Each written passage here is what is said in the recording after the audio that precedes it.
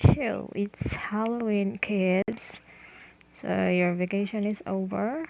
So welcome back to your nightmare. Charot. Okay, so we'll be discussing the theory of consumer choice. So in this module or in this chapter, we will look for the answers to these questions. So the first one is, how does the budget constraint represent the choices a consumer can afford? How do indifference curves represent the consumer's preference?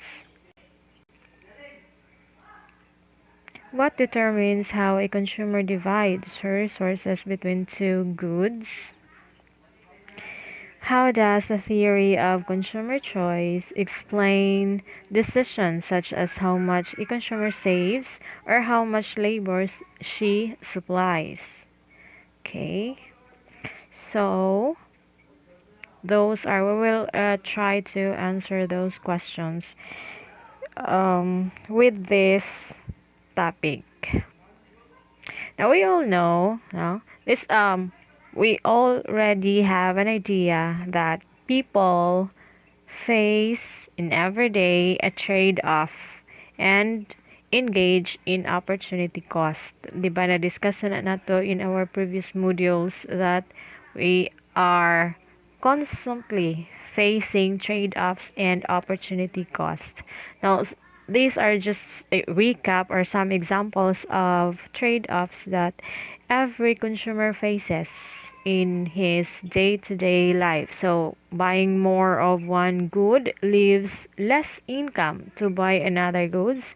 Working more hours means more income and yet less leisure time. So, para na ho. Sige lang mo kong record, sige himog module, wala siya ko'y love life. OMG. So, that is the opportunity cost. Bahala ko ay love life, basta makahatag og module ninyo. Charot. Okay.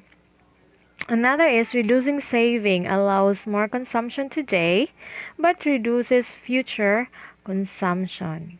Okay, so those are just a typical or common trade-off and opportunity cost that every consumer faces in every day. So, as an economist or even a business owner, you have to understand this. You have to be flexible in order to win their hearts. So, dili ra gyud ta sa gugma no, maningkamot nga mo win og hearts sa katao. So, as even if we are when we are engaging in a business, we have to win the hearts of our consumer by understanding what they are facing in every day. Okay?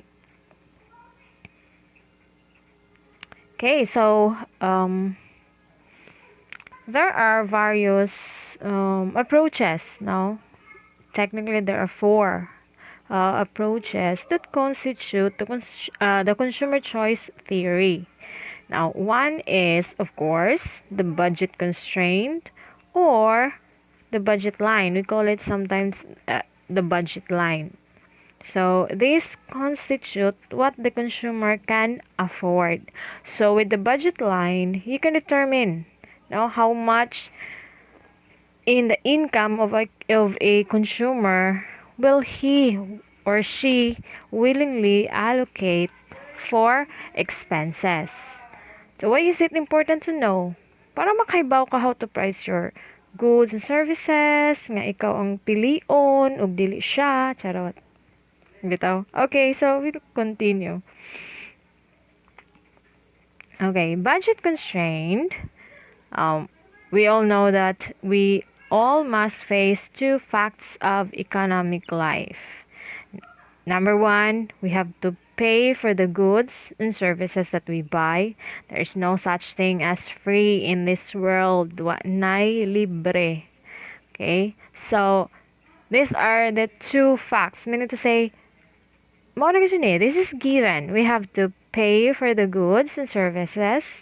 And second, we have limited funds to spend. No? Tinood dili.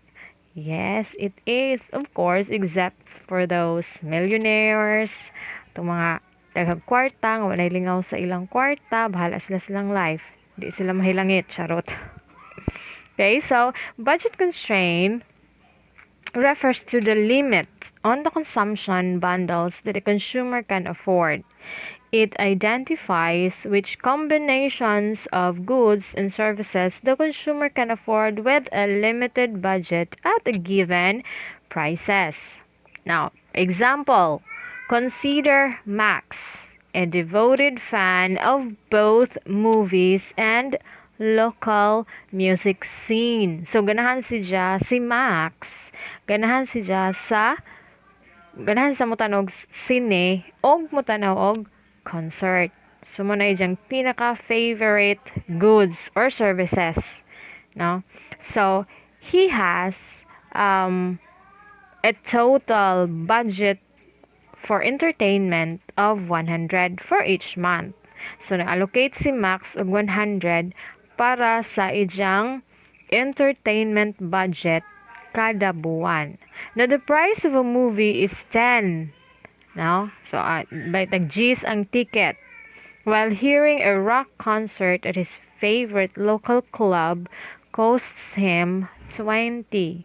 So, ang bayad po sa ticket, kung adto sa just concert sa iyang favorite band, 20 po kono.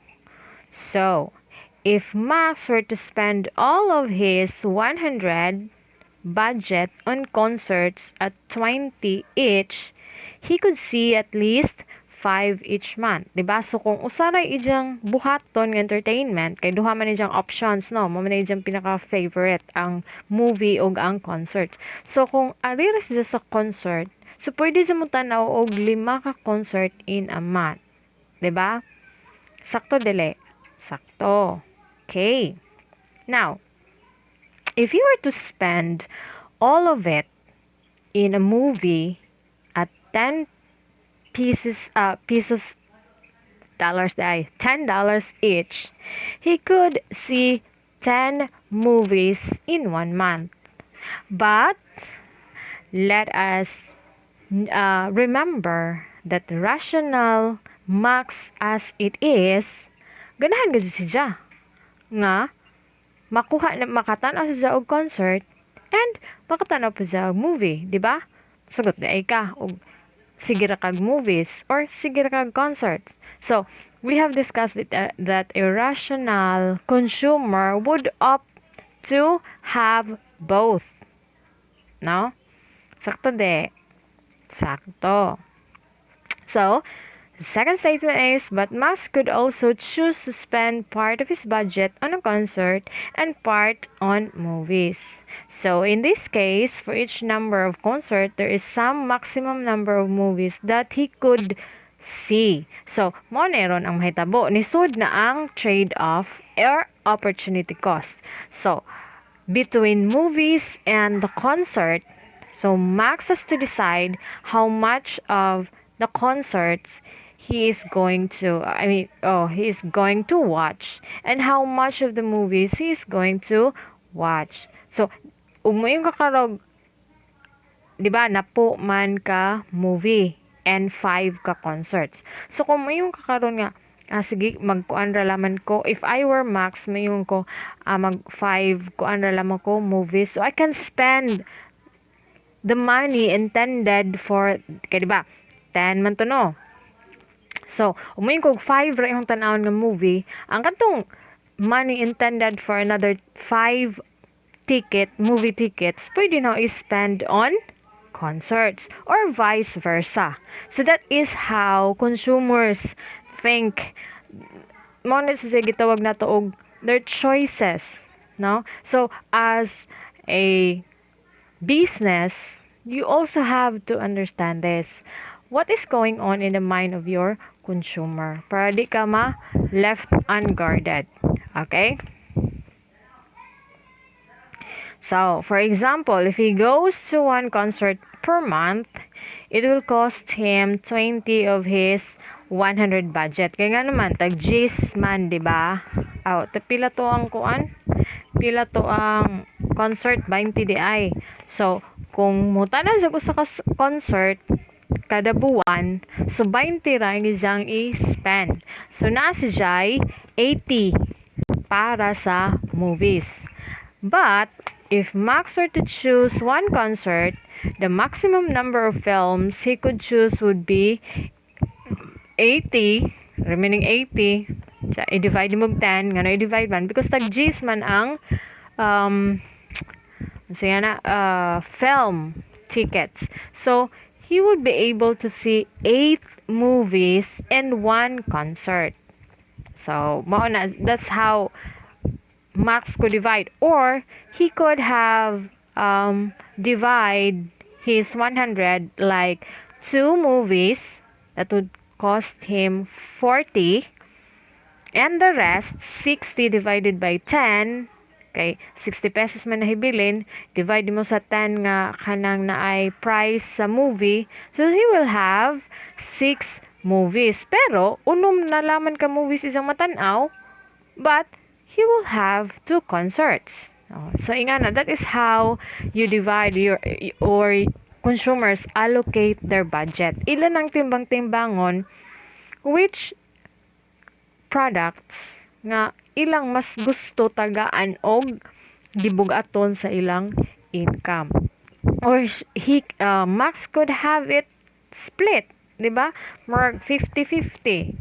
So 50 on DDI, di siya 50 kay tag 20 man ang kuan. Tag 20 man ang kanang concert. So pinaka best na tong isang 2 concert and 6 movies.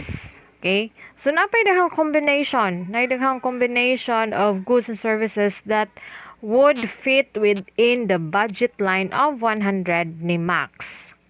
So the next slide will show you what are those combination.